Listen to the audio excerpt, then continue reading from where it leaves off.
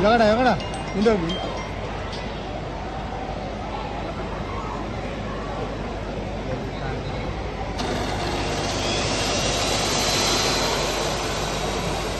ಈ ವಿಜೃಂಭಣೆಯಾಗಿ ನಡೆಯಬೇಕಾದ್ರೆ ಮೂಲ ಕಾರಣ ಸೆಂಥಿಲ್ ಕೂಡ ಸೆಂಥಿಲ್ಲೇ ಹೇಳಿದ್ರೆ ತಪ್ಪಾಗ್ಲಾರ್ದು. ಕಾರಣ ಇಲ್ಲಿ ಬೇಕಾದಂತ ಸೌಂಡು, ಲೈಟು ಮತ್ತೆ ಸ್ಟೇಜ್ ಏನೇ ಆದ್ರೂ ಕೂಡ ನಮ್ಮ ಸೆಂಥಿಲ್ ಅವರು ನಾನು 4 ಕಂಪ್ನಿಯನ್ನು ಹೊಂದಿದ್ದು. ಒಂದು ಪ್ರಗತಿ ಅಡ್ವರ್ಟೈಸರ್ಸ್, ಉನ್ನತಿ ಗ್ರೂಪ್, ಮೈಂಡ್ ಬ್ಲೂ, ಪ್ರಗತಿ ಇನ್ಫ್ರಾಸ್ಟ್ರಕ್ಚರ್ 3 ಕಂಪ್ನಿ 4 ಕಂಪ್ನಿ ಇಟ್ಕೊಂಡು ಅದರಲ್ಲಿ 3 ಕಂಪ್ನಿಯಲ್ಲಿ ನನ್ನ ಪಾಲ್ದಾರಾಗಿರ್ತಾರೆ. ಒಂದು ಕಂಪ್ನಿಯನ್ನ ಅವರೇ ಕೂಡ ಇವತ್ತು ಮ್ಯಾನೇಜ್ ಮಾಡ್ತಾರೆ ನನ್ನ ಉಪಸ್ಥಿತಿಯಲ್ಲಿ. ಇವೆಲ್ಲ ನಡೆಸುವ ಜೊತೆಗೆ ಈ ಶಾಲೆಗೆ ಬೇಕಾದಂತ 5 ಕೊಠಡಿಗಳನ್ನ ನಾವು ಪುನರ್ ನಿರ್ಮಾಣ ಮಾಡಿ ಅಂದ್ರೆ ನವೀಕರಿಸಿದ್ದೇವೆ. ಜೊತೆಗೆ ಇಂಗ್ಲಿಷ್ ಮೀಡಿಯಂನ ಆಫೀಸ್ನ ಕೂಡ ನವೀಕರಿಸಿದ್ದೇವೆ. ಅದರಲ್ಲಿ ಅವರು ಪ್ರಮುಖ ಪಾತ್ರ ವಹಿಸ್ತಾರೆ. ಜೊತೆಗೆ ಹಾಸ್ಟೆಲ್ಗಳಿಗೆ ಹೊಸ ಬೆಡ್ಗಳನ್ನ ಏನ್ ಬೇಕಾಗಿತ್ತು ಅದು ಬ್ರಾಂಡೆಡ್ ಬೆಡ್ಗಳನ್ನ ಇವತ್ತು 72 ಬೆಡ್ಗಳನ್ನ ಒದಗಿಸಿದ್ದಾರೆ.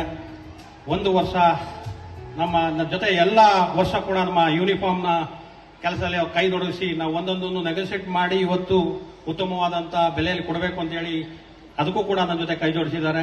ಹಾಗೆ ಎಲ್ಲ ಕಾರ್ಯಗಳಲ್ಲಿ ಅವರು ನಮ್ಮ ಜೊತೆ ಕೈ ಜೋಡಿಸ್ಕೊಂಡು ಬಂದಿದ್ದಾರೆ. ಹಾಗಾಗಿ ಈ ಸಂಸ್ಥೆನ ಬೆಳಿಬೇಕಾದ್ರೆ ಈ ಸಂಸ್ಥೆಯಲ್ಲಿ ಇವತ್ತೇನು ಸ್ಟೇಜ್ ಹಾಕಿದೀವಿ ಅಂತ ಹೇಳಿದ್ರೆ ಮಂಡ್ಯ ತಾಲೂಕಿನಲ್ಲಿ ಕನಿಷ್ಠ ಪಕ್ಷ ಮಂಡ್ಯ ತಾಲೂಕಿನಲ್ಲಿ 3 ಸ್ಕೂಲ್ಗಳು ಮಾತ್ರ ಈ ರೀತಿಯ ಕಾರ್ಯಕ್ರಮ ನಡೆಸುವಂತದ್ದು. ಅದರಲ್ಲೂ ಒಂದು ರಿಪಬ್ಲಿಕ್ ಸ್ಕೂಲು, ಒಂದು ಚೈತನ್ಯ. ಆದ್ರೆ ರಿಪಬ್ಲಿಕ್ ಸ್ಕೂಲು ಕೂಡ ನನ್ನ ಸ್ನೇಹಿತನೇ ಆಕ್ಚುಲಿ. ಆದ್ರೆ ಅವರು ಹೇಳೋದಷ್ಟೇ, 1 ವರ್ಷ ವಿಜೃಂಭಣೆ ನಡೆಸಿದ್ರೆ ಇನ್ನೊಂದು ವರ್ಷ ಅವ್ರು ನಡೆಸೋಲ್ಲ.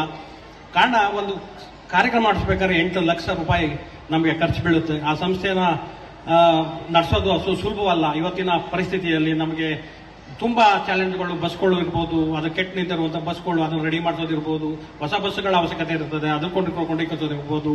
ಹೀಗೆ ಅನೇಕ ಚಾಲೆಂಜ್ಗಳು ನಮ್ಮ ಜೊತೆ ಇದ್ದು ಕಾರ್ಯಕ್ರಮ ಮಾಡುವ ಉದ್ದೇಶ ಒಂದೇ. ಇದು ಯಾವುದೋ ತೋರ್ಪಡೆಗೋಸ್ಕರ ಅಲ್ಲ. ನಾನು ಕೂಡ ಇದೇ ಅಂಕೆಯಲ್ಲಿ ಉಳಿದಂತವನು.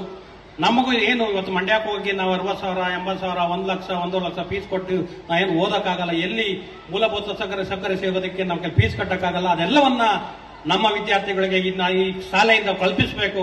ಅವ್ರಿಗೆ ಯಾರಿಗೂ ಏನು ಕಮ್ಮಿ ಇಲ್ಲ. ನಮ್ಮ ಶಾಲೆಯಲ್ಲಿ ಅವ್ರಿಗೆ ಎಲ್ಲ ತರದ ಸೌಲಭ್ಯಗಳು ದೊರಕಬೇಕು ಅನ್ನೋ ಉದ್ದೇಶದಿಂದ ನಾವು ಇದನ್ನ ನಾನು ಕಂಟಿನ್ಯೂಸ್ ನಡೆಸ್ಕೊಂಡು ಬಂದಿದ್ದೀನಿ. ಜೊತೆಗೆ ಇವತ್ತು ನಡೆದಿರುವಂತದ್ದು ಎಲ್ಲ ಚಿಕ್ಕ ಮಕ್ಕಳದ್ದು ಕಾರ್ಯಕ್ರಮ ಮುಗಿಸ್ಕೊಳ್ಳೋಣ. ಕಾರಣ ಅವರು ಚಿಕ್ಕ ಮಕ್ಕಳನ್ನು ಒಳ್ಳೆಯ ಒಂದು ಕಾರಣಕ್ಕೆ ಇನ್ನು ಮುಂದೆ ನಡೆಯುವಂತದ್ದು ತುಂಬಾ ಅದ್ಭುತವಾದ ಕಾರ್ಯಕ್ರಮಗಳು ಇನ್ನು ಮುಂದೆ ಬರುತ್ತೆ. ಅದಕ್ಕೆ ಒಬ್ಬ ನಮ್ಮ ಅಭಿ ಕೊರಿಯೋಗ್ರಾಫ್ನ ನೇತೃತ್ವ ತಗೊಂಡು ಇವತ್ತು ಅಭಿ ಕಾರ್ಯಕ್ರಮ ಮಾಡಿದ್ದಾರೆ. ಅದು ಅತ್ಯುತ್ತಮವಾಗಿ 2 ವರ್ಷದಿಂದ ಅವ್ರು ಮಾಡ್ಕೊಂಡು ಬಂದಿದ್ದಾರೆ. ಹೀಗಾಗಿ ಅವ್ರಿಗೂ ಕೂಡ ಕೃತಜ್ಞತೆ ಸಲ್ಲಿಸ್ತಾ ನಮ್ಮೆಲ್ಲ ಏನು ಕಾರ್ಯಕ್ರಮ ಮಂಡಳಿ ಇರ್ಬೋದು, ಈ ಭಾಗದ ಜನಗಳು ಇರ್ಬೋದು. ಯಾಕೆಂದ್ರೆ ನಮಗೂ ಚಿಕ್ಕ ವಯಸ್ಸು ನಮ್ಗೆ ಅವಾಗ ಈ ಕಟ್ಟಬೇಕಾದ್ರೆ ಹಳ್ಳ ತುಂಬಬೇಕಾದ್ರೆ ಇಲ್ಲಿ ಹಳ್ಳ ನೀರು ತುಂಬಿರೋದು.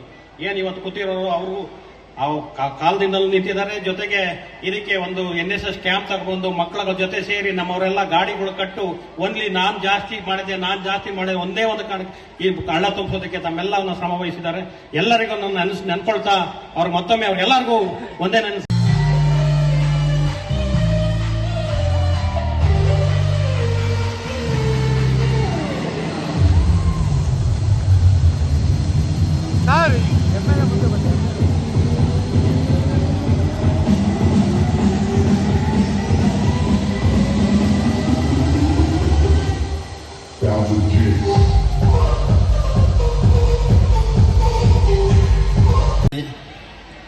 ಖುಷಿ ಆಗ್ತದೆ.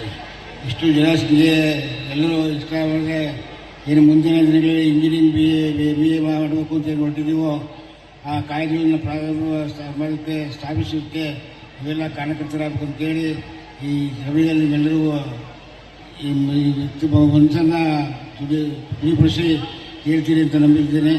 ಈಗ ನಮ್ಮ MLA ರವಿಕುಮಾರ್ ಅವರು ಅದರ ಆಶ್ವಾಸನೆ ಕೊಟ್ಟಿದ್ದಾರೆ. ಅವ್ರು ಮುಗಿದಂತೆ ನಡೆಯಬೇಕು ಅಂತೇಳಿ ನಾನು ನಿಮ್ಮ ಪ್ರಾರ್ಥಿಸಿ ನನ್ನ ಮಾತನ್ನು ಮುಗಿಸ್ತೀನಿ. ನೀವೆಲ್ಲ ಮಕ್ಕಳು ಡ್ಯಾನ್ಸ್ ನೋಡಬೇಕು. ಇವಾಗ ಇದೇನು ಮಧ್ಯ ನಾವು ಅಂತ ಆದ್ರೂ ಸಾಂಪ್ರದಾಯ ಶಾಲೆಯ ವಾರ್ಷಿಕೋತ್ಸವದಲ್ಲಿ ಅತಿಥಿಗಳು ಮಾತಾಡಬೇಕು. ವಿವೇಕ ವಿದ್ಯಾಸಂಸ್ಥೆ ಹಾಗೂ M. Srinivas educational and charitable trust ವತಿಯಿಂದ ನಡೀತಾ ಇರುವಂತ ಈ ಶಾಲಾ ವಾರ್ಷಿಕೋತ್ಸವದ ವೇದಿಕೆ ಮೇಲಿರುವಂತ ಈ ಶಾಲೆಯ ಸಂಸ್ಥಾಪಕರು, ಮಾಜಿ ಶಾಸಕರು, ಹಿರಿಯರು ಆದ ಸೀನಣ್ಣ ಅವರೇ, ನನ್ನ ಮಿತ್ರರು, ಮಾಜಿ ಜಿಲ್ಲಾ ಪಂಚಾಯಿತಿ ಸದಸ್ಯರಾದಂತಹ ಯೋಗೇಶ್ ಅವರೇ, ಹಾಗೂ ವೇದಿಕೆ ಮೇಲಿರುವಂತ ಗೌರವಾನ್ವಿತ ಎಲ್ಲ ಅತಿಥಿಗಳೇ, ತಾಯಂದ್ರೆ, ಮಕ್ಕಳೇ, ಹಿರಿಯರೇ, ವಿವೇಕ ವಿದ್ಯಾಸಂಸ್ಥೆ ಇದು ಶ್ರೀನಣ್ಣ ಅವರ ಕೂಸು. 3 ಸರಿ ಈ ತಾಲೂಕಿನ ಶಾಸಕರಾಗಿ ಸ್ವಚ್ಛಂದ ಆಡಳಿತ ನಡೆಸಿ ಏನಾದ್ರೂ ಆಸ್ತಿ ಮಾಡಿದ್ದಾರೆ ಅಂತ ಹೇಳಿದ್ರೆ ಈ ಶಾಲೆ.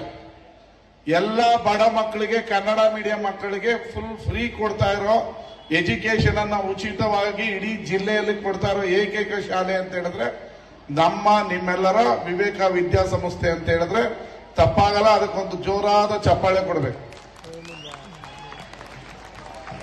3 ಬಾರಿ ತಾಲೂಕಿನ ಶಾಸಕರಾಗಿ ಆಡಳಿತ ನಡೆಸಿ ಒಂದ್ಸರಿ ಶಾಸಕರಾದ್ರೆ ಎಷ್ಟೋ ಆಸ್ತಿ ಮಾಡ್ತಾರೆ ಪಾಪ. 3 ಸಾರಿ ಮಾಡಿ ಏನಾದ್ರೂ ಅವ್ರು ಗಳಿಸಿದ್ರೆ ಈ ಶಾಲೆ ಮಾತ್ರ ಅವರ ತನು ಧನ ಜೀವನವನ್ನೇ ಈ ಶಾಲೆಯನ್ನ ಕಟ್ಟಬೇಕು ಅಂತೇಳಿ 45 ವರ್ಷ ಸಹಪಾಠಿಗಳನ್ನ ಇಟ್ಟುಕೊಂಡು ಈ ಶಾಲೆಯನ್ನ ಕಟ್ಟಿ ಈ ಭಾಗದ ಬಡ ಮಕ್ಕಳಿಗೆ ಅನುಕೂಲ ಮಾಡಿಕೊಟ್ಟು ಬೃಹತ್ ಸಂಸ್ಥೆಯಾಗಿ ಇವತ್ತು ಇದನ್ನ ಬೆಳೆಸಿದರೆ ಅವರಿಗೆ ನಾನು ಹೃದಯಪೂರ್ವಕವಾಗಿ ಅಭಿನಂದನೆಗಳನ್ನ ಸಲ್ಲಿಸ್ತೀನಿ. ಅದೇ ರೀತಿ ಈ ಶಾಲೆ ಈ ಭಾಗದ ಜೀವನಾಡಿ ಹಲವಾರು ಬಡ ಮಕ್ಕಳಿಗೆ ಉಚಿತವಾದ ಶಿಕ್ಷಣವನ್ನ ಕೊಟ್ಟು ಅವರನ್ನ ವಿದ್ಯಾವಂತರನ್ನಾಗಿ ಮಾಡಿ ಇವತ್ತು ಒಂದು ಅವರಿಗೆ ಜೀವನವನ್ನ ಕಲ್ಪಿಸ್ಕೊಡ್ತಾ ಇರುವಂತ ಈ ಸಂಸ್ಥೆ ಹಲವು ಸ್ಟ್ರಗಲ್ಗಳ ಮೂಲಕ ಬಡ ಮಕ್ಕಳಿಗೆ ಉತ್ತಮವಾದ ಅವ್ರಿಗೆ ಯಾವುದೇ ರೀತಿಯ ಕಡಿಮೆ ಇರಬಾರ್ದು, ಕಾನ್ವೆಂಟ್ ರೀತಿನೇ ಅವ್ರಿಗೆ ಶಿಕ್ಷಣ ಕೊಡಬೇಕು ಅಂತೇಳಿ ಶ್ರೀನಣ್ಣ ಅವರು ಈ ಶಾಲೆಯನ್ನ ಕಟ್ಟಿದ್ದಾರೆ. ಅದನ್ನ ನನ್ನ ಸ್ನೇಹಿತರಾದಂತ ಯೋಗೇಶ್ ಅವರು ಇನ್ನ ಉತ್ತಮ ರೀತಿಯಲ್ಲಿ ತಗೊಂಡು ಹೋಗ್ಬೇಕು. ಅವ್ರು ನನ್ನ ಹತ್ರ ಮಾತಾಡಬೇಕಾದ್ರೂ ಕೂಡ ಯಾವಾಗಲೂ ಹೇಳೋದು ಈ ಶಿಕ್ಷಣ ಸಂಸ್ಥೆಯನ್ನ ನಾನು ಬಡವ ಮಕ್ಕಳಿಗೆ ನಾನು ಇದರಲ್ಲಿ ದುಡ್ಡು ಮಾಡಬೇಕಾಗಿಲ್ಲ, ನಾವು ದುಡಿಯೋ ದುಡ್ಡನ್ನೇ ಹಾಕಿ ಬಡ ಮಕ್ಕಳನ್ನ ಓದಿಸ್ಬೇಕು, ಅವರಿಗೆ ಒಳ್ಳೆ ಶಿಕ್ಷಣ ಕೊಡಬೇಕು ಅಂತೇಳಿ ಯೋಗೇಶ್ ಅವರು ಕೂಡ ಮಾತಾಡ್ತಿರ್ತಾರೆ. ನಿಮ್ಮ ಅನ್ಕೇರಿಯಲ್ಲಿ ಹುಟ್ಟಿ ಲಂಡನ್ನ ಪಾರ್ಲಿಮೆಂಟ್ ಅಲ್ಲಿ ಒಂದು ಕಾರ್ಯಕ್ರಮ ಮಾಡೋದು ಅಷ್ಟು ಸುಲಭ ಅಲ್ಲ. ಅನ್ಕೇರೆಯಿಂದ ಲಂಡನ್ಗೆ ಹೋಗಿ ಅಲ್ಲಿನ ಪಾರ್ಲಿಮೆಂಟ್ ಅಲ್ಲಿ ಕಾರ್ಯಕ್ರಮವನ್ನ ಆಯೋಜಿಸಿ ಅಲ್ಲಿನ ಉದ್ಯಮಿಗಳನ್ನ ಇಲ್ಲಿನ ಉದ್ಯಮಿಗಳನ್ನ ಸನ್ಮಾನಿಸಿದ ಕೀರ್ತಿ ನಿಮ್ಮೂರಿನ ಸುಪುತ್ರ ಯೋಗೇಶ್ ಅವರಿಗೆ ಸಲ್ಪುತ್ತೆ. ಅದಕ್ಕೊಂದು ಜೋರಾದ ಚಪ್ಪಾಳೆಯ ಮೂಲಕ ಅವರಿಗೆ ಅಭಿನಂದನೆಯನ್ನ ಸಲ್ಲಿಸಿ. ಇವತ್ತು ಅವರು ಈ ಶಿಕ್ಷಣ ಸಂಸ್ಥೆಯನ್ನ ಮುಂದಕ್ಕೆ ತಗೊಂಡು ಹೋಗ್ಬೇಕು. ಅದಕ್ಕೆ ಇಂಜಿನಿಯರಿಂಗ್ ಕಾಲೇಜ್ ಅನ್ನ ಕಟ್ಟಬೇಕು, BBA ಅನ್ನ ಕಟ್ಟಬೇಕು, MBA ಅನ್ನ ಕಟ್ಟಬೇಕು. ನಮ್ಮ ಮಕ್ಕಳು ಅನ್ಕೆರೆಯಲ್ಲೇ ಇಂಜಿನಿಯರ್, BBM, MBA ಅನ್ನ ಆಗ್ಬೇಕು, ಅದಕ್ಕೊಂದು ಜಾಗ ಬೇಕು ಅಂತ ಕೇಳಿದ್ರೆ ಇಲ್ಲೇ ಪಕ್ಕದಲ್ಲಿ ತುಮಕೆರೆಯಲ್ಲಿ ಸರ್ಕಾರಿ ಜಾಗ ಇದೆ. ಕಾನೂನಾತ್ಮಕವಾಗಿ ನೀವು ತಹಸೀಲ್ದಾರ್ಗೆ ಅಪ್ಲಿಕೇಶನ್ ಅನ್ನು ಹಾಕಿ ನಿಮಗೆ 5 ಎಕರೆ ಜಾಗವನ್ನ ಈ ಸಂಸ್ಥೆಗೆ ಕೊಡಿಸೋದಕ್ಕೆ ನಾನು, ನಮ್ಮ ಶಿಕ್ಷಣ ಇಲಾಖೆ, ನಮ್ಮ ಜಿಲ್ಲಾಡಳಿತ ರೆಡಿ ಇದೆ. ಅದಕ್ಕೆ ಕಾನೂನಾತ್ಮಕವಾಗಿ ಏನಿದೆ ಅದರ ಪ್ರಕಾರ ನೀವು ಅಪ್ಲಿಕೇಶನ್ ಅನ್ನ ಹಾಕಿ ಅಂತ ಹೇಳಿ ಈ ಶಿಕ್ಷಣ ಸಂಸ್ಥೆಯ ಎಲ್ಲ ಟ್ರಸ್ಟಿಗಳಿಗೆ ಹೇಳ್ತೀನಿ.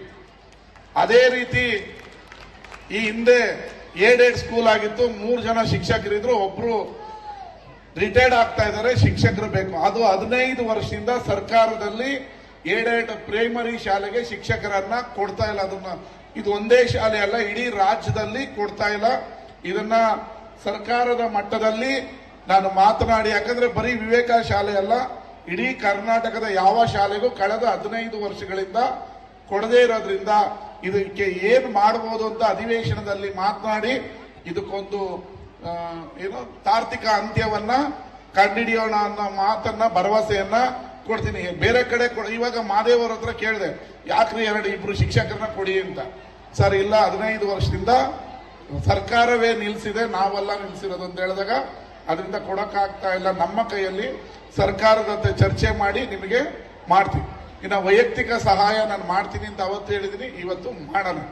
ಈ ಶಿಕ್ಷಣ ಸಂಸ್ಥೆ ಇದು ನಿಮ್ಮೆಲ್ಲರ ಶಿಕ್ಷಣ ಸಂಸ್ಥೆ. ಇದನ್ನ ಕಟ್ಟಿ ಬೆಳೆಸಬೇಕಾಗಿರೋದು ಪ್ರತಿಯೊಬ್ಬ ಈ ಊರಿನ ನಾಗರಿಕರ ಕರ್ತವ್ಯ. ಯಾಕಂದ್ರೆ ಬಡವರ ಮಕ್ಕಳು ಓದಬೇಕು, ಚೆನ್ನಾಗಿ ಶಿಕ್ಷಣವನ್ನ ಪಡಿಬೇಕು.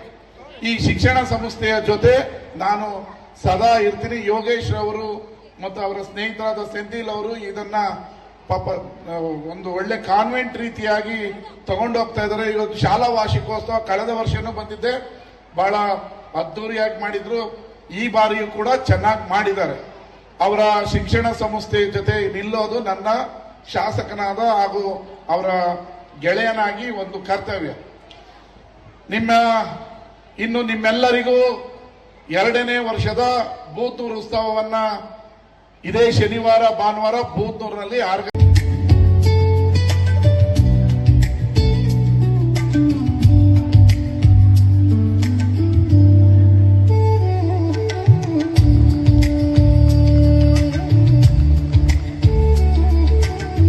ಸಬ್ಸ್ಕ್ರೈಬ್ ಬಟನ್ ಮೇಲೆ ಕ್ಲಿಕ್ ಮಾಡಿ ಹಾಗೂ ನಮ್ಮ ಹೊಸ ವಿಡಿಯೋಸ್ ಅಪ್ಲೋಡ್ಗೋಸ್ಕರ ಪಕ್ಕದಲ್ಲಿ ಕಾಣುವ ಬೆಲ್ ಬಟನ್ ನಮ್ಮೆಲ್ಲ ವಿಡಿಯೋಗಳನ್ನ ಲೈಕ್ ಮಾಡಿ, ಶೇರ್ ಮಾಡಿ ಹಾಗೂ ಕಮೆಂಟ್ ಮಾಡಿ.